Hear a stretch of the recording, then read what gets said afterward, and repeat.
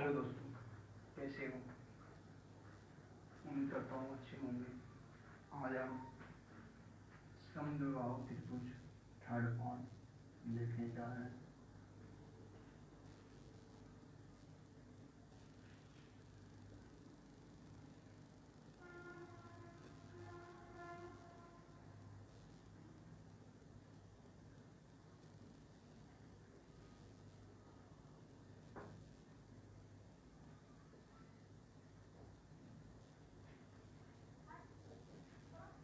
Okay,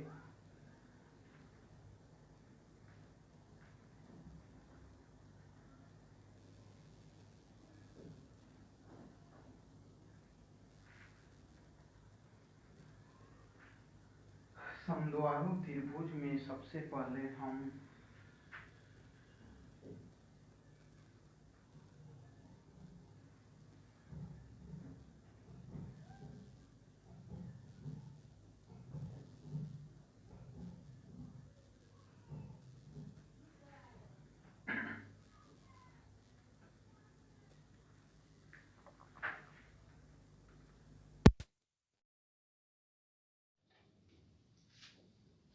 देखेंगे समद्विबाहु त्रिभुज में सबसे पहले हम देखेंगे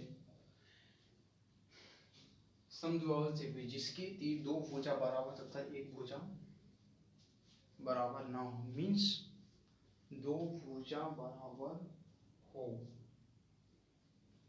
जिसकी जो भुजा बराबर हो उसे हम समद्विबाहु त्रिभुज कहते हैं। मीन्स ये भुजा और ये भुजा, दो भुजा क्या है? बराबर है। एक भुजा अनइक्वल है, होगी, इसे हम क्या बोलेंगे? समद्विबाहु त्रिभुज। सम मीन्स बराबर, द्वि मीन्स दो, बाहु मीन्स भुज। ओके, समद्विबाहु त्रिभुज।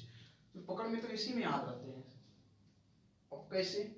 सम बराबर, द्वि दो, और बाहु मीन्स भुजा। समद्विबाहु मतलब समद्विबाहु त्रिभुज। ओके, तो सबसे पहले समद्विबाहु त्रिभुज में सबसे पहले हम इनकी हाइट निकालेंगे। ठीक है, तो हाइट निकालने के लिए क्या करना है? सबसे पहले हम भुजा नाम दे देंगे।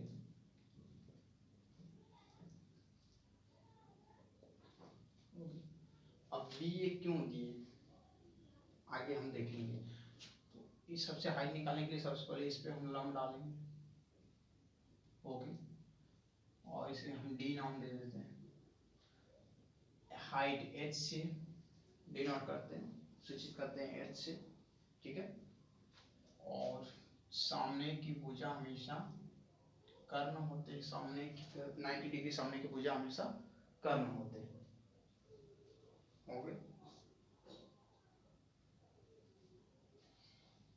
तो हमें इनकी हाइट निकालनी है। तो अगर ये टोटल है, अगर लंब डालें तो इसमें डिवाइड हो गया, दो भाग में डिवाइड हो गया, आधा दो भाग में डिवाइड हो गया, तो क्या होगा मेरा? b/2 और b/2। ठीक है, तो सबसे पहले हमें क्या है? हाइट इनकी निकालनी है।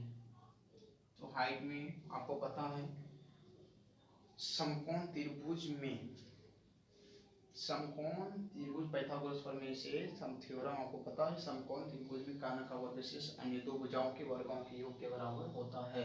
तो h स्क्वायर प्लस योग के बराबर कर्ण का वर्ग शेष अन्य दो भुजाओं के वर्गों के योग के बराबर होता है b/2 square equal to a। एक कर्ण स्क्वायर, हाइट ऊंचाई h स्क्वायर प्लस आधार स्क्वायर। तो दो भुजा मेरा, एक भुजा ये हो गया और एक भुजा ये हो गया, और तीसरी भुजा अन्य दो भुजा वर्गों की योग के बराबर होता है। इसकी जितना ये होंगे उतना ये भी होगा। अगर ये मेरा 2 हुआ तो ये भी 2 होगा, योग के बराबर होता है। ठीक है, चलिए आगे देखते हैं। तो H square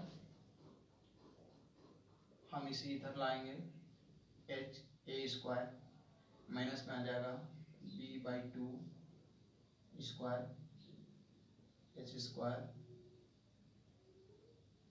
a square minus b square by 4 h square 4a a square minus b square by 4।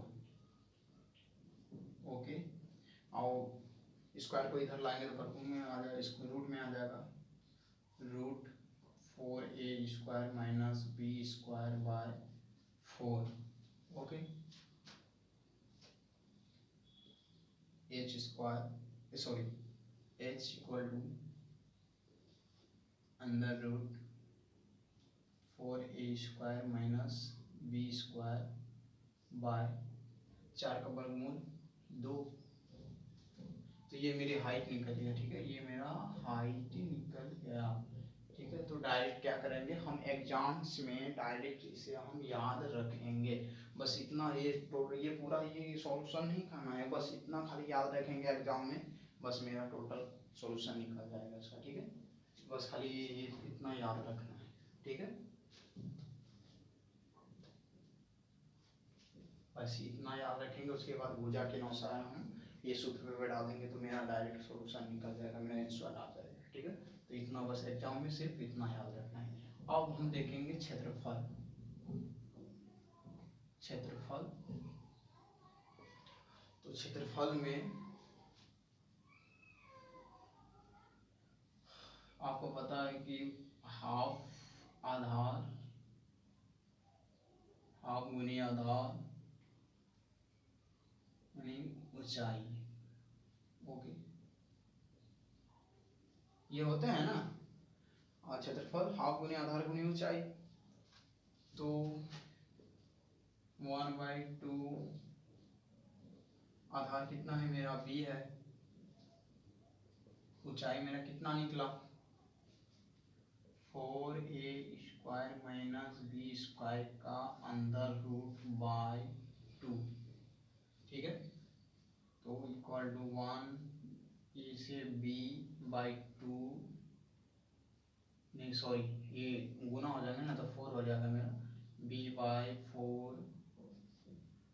4a square minus b square. ये मेरा क्षेत्रफल निकलेगा, समद्विबाहु त्रिभुज का क्षेत्रफल b/4 under root 4a square minus b square, ठीक है।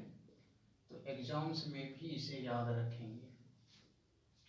ओके, एग्जाम्स में भी क्या करेंगे, इसे ही याद रखेंगे। अगर ये हम याद रखे हैं तो ये मेरा डायरेक्ट सॉल्यूशन हो जाएगा, इतना करने का जरूरत नहीं है।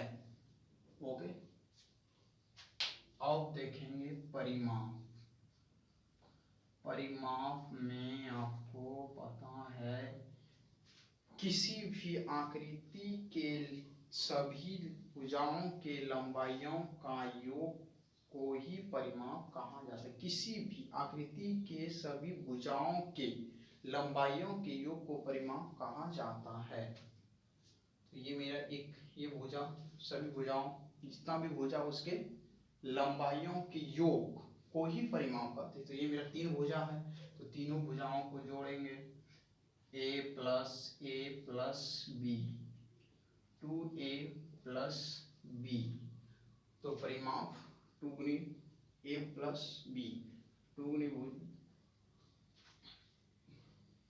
हो गई 2a प्लस बी।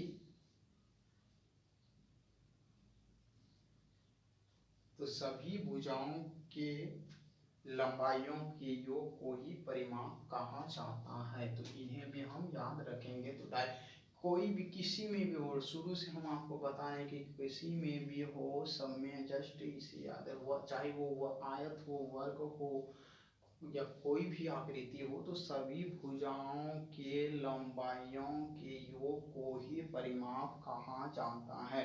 बस इतना सिंपल सा याद रखना है, ठीक है। चलिए, तो आज इतना ही। नेक्स्ट में हम देखेंगे विषम बाहु त्रिभुज। ओके, नेक्स्ट में हम क्या देखेंगे, विषम बाहु त्रिभुज और कुछ अन्य विशेष बात कर लेंगे उसके साथ में, ठीक है। तो बस आज इतना ही रहने देते हैं, विषम बाहु त्रिभुज नेक्स्ट में देखेंगे।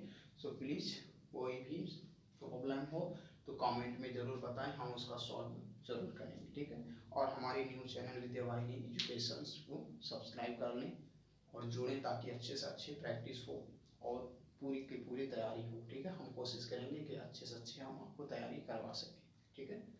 तो ओके, थैंक्स। सो प्लीज़ मेरे चैनल को सब्सक्राइब, लाइक एंड शेयर जरूर करें, ठीक है। ओके।